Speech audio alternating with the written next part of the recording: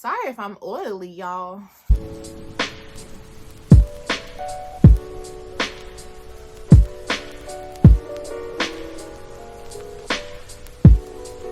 Hey y'all, my name is Artrice and welcome back to my channel. Today we're in front of my bookshelf, so we're doing something book related, and today I'm going to be talking to you guys about my November TBR. So for November, as of right now when I'm filming this, I'm only participating in one readathon, and that is the Office inspired readathon, and I'll put the creator of her Twitter account down below because that's where I found out about the readathon announcement, and I'll also put the announcement site down below as well with all of the prompts in it. She also has games that we are going to play. She has to-do prompts as well as reading prompts, and then she is kind of doing like a 24-hour readathon from November 16th to the 22nd. She's doing a 24-hour readathon or reading challenge, but her readathon is technically all of November, starting November 1st. So for the Jim and Pam prompt, it is a Friends to Lover book, and for this one I'm going to be reading With the Fire on High by Elizabeth Acevedo. I wasn't sure if there was a Friends to Lover trope in this book, but I did some research and apparently there is, so looking forward to that. With the Fire on High by Elizabeth Acevedo is about a young lady who wants to be a chef. She has a daughter and she's living with her grandma currently, and I think it's like a coming to age kind of sorta, even though I think she's older. I believe she's still in high school, but yeah, it is about her supporting herself and her daughter while she is still in high school and on her journey to become a chef, which is her dream. For the Stanley trope, it said to pick a book about forbidden love, and I'm not sure if this book really qualifies as forbidden love.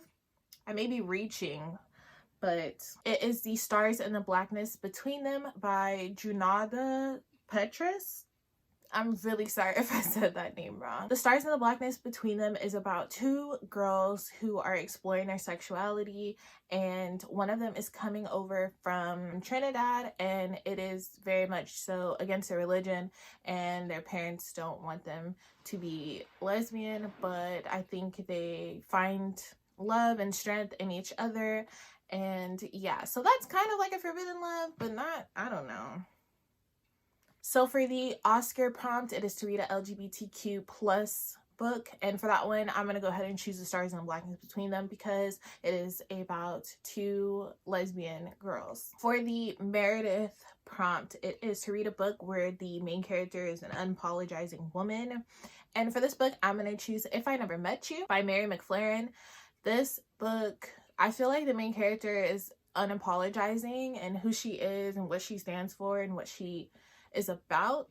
The Dwight and Angela prompt is to read a book about an office romance, and for that one I'm also choosing If I Never Met You because it is a office romance.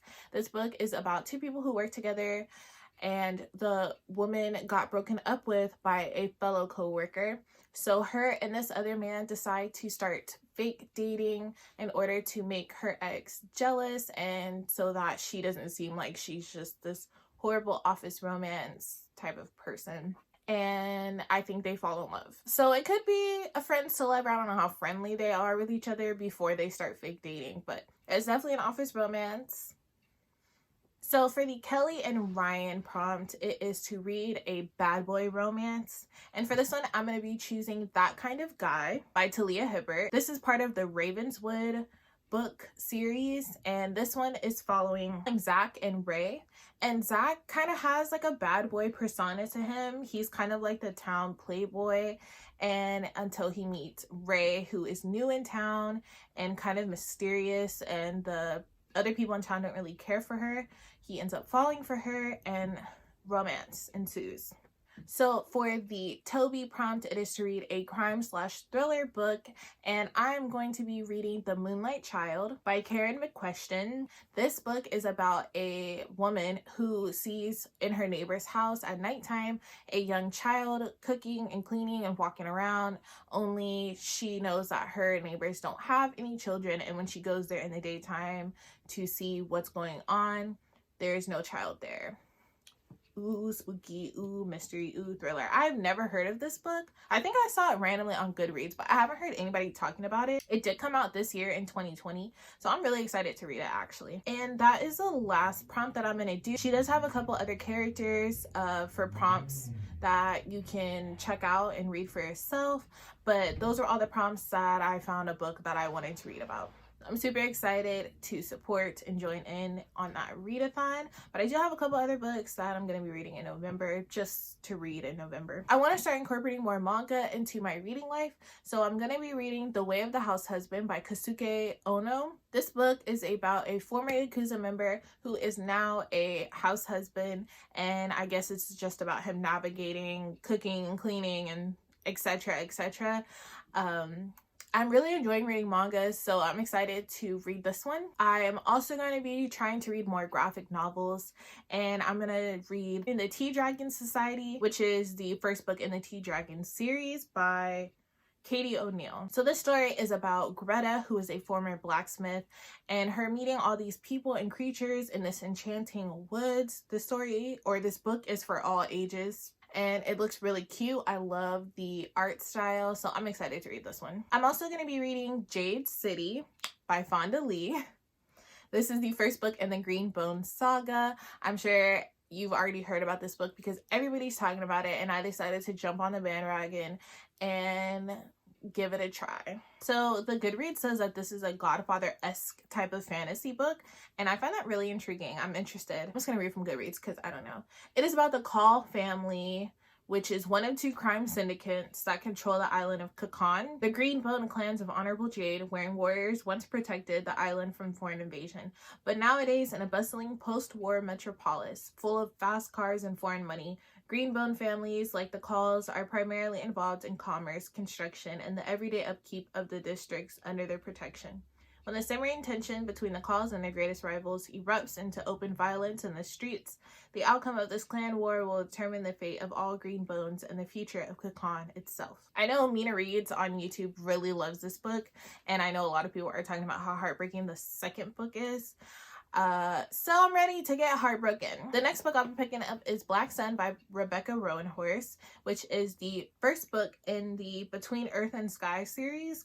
I don't know much about what this book is about, but I believe that it's like Mayan civilization, and the cover is freaking beautiful, so I bought it. I'll do a book haul, and I'm excited to read it. The genre is fantasy, science fiction. Oh, it says queer. It's queer. It's queer and historical fiction. I don't read a lot of historical fiction, but I'm excited to get into that one. The next book that I'll be picking up for November is Luster by Raven Leilani.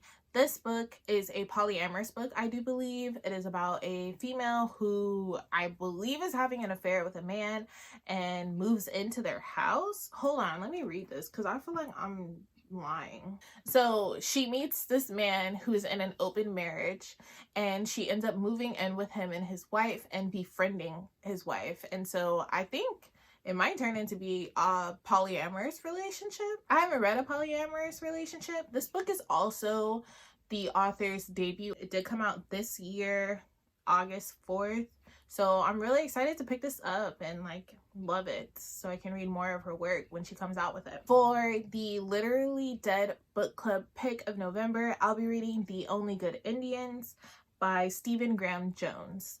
This is a thriller, a tale of revenge, apparently, about... I'll just read what the Goodreads says. The Only Good Indians follow 4 American Indian men after a disturbing event from their youth puts them in a desperate struggle for their lives. Tracked by an entity bent on revenge, these childhood friends are helpless as the culture and traditions they left behind catch up to them in a violent, vengeful way. So I'm excited to get into that one. I have the audiobook on Scribd, so I'll be listening to that this month. The next book I have on my November TBR is Follow Me to Ground by Sue Rainsford. I heard about this book from Lala, Books and Lala on YouTube, and she said it was really weird, and sometimes I like her weird, so I went ahead and picked this up. I don't know what this is about.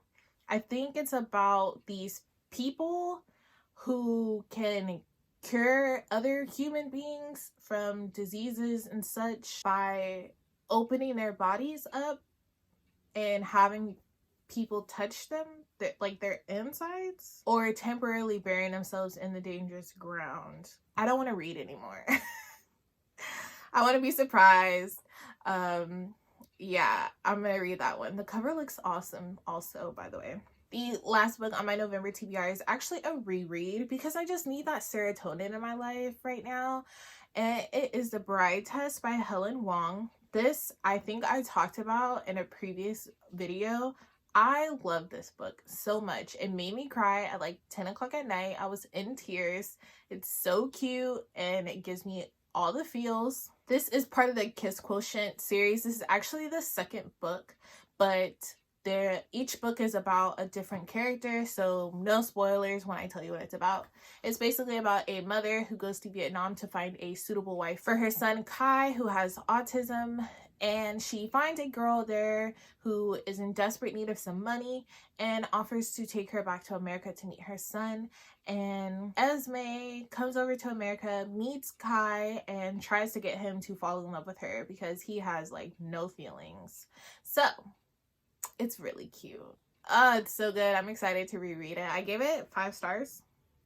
I gave it 5 stars on Goodreads, so we'll see if that holds up. That will be it for my November TBR. I hope you guys enjoyed watching and maybe learned about some new books. Let me know down below what readathons you guys are participating in and what books you guys are excited to read in November. And until next time, guys, peace and love.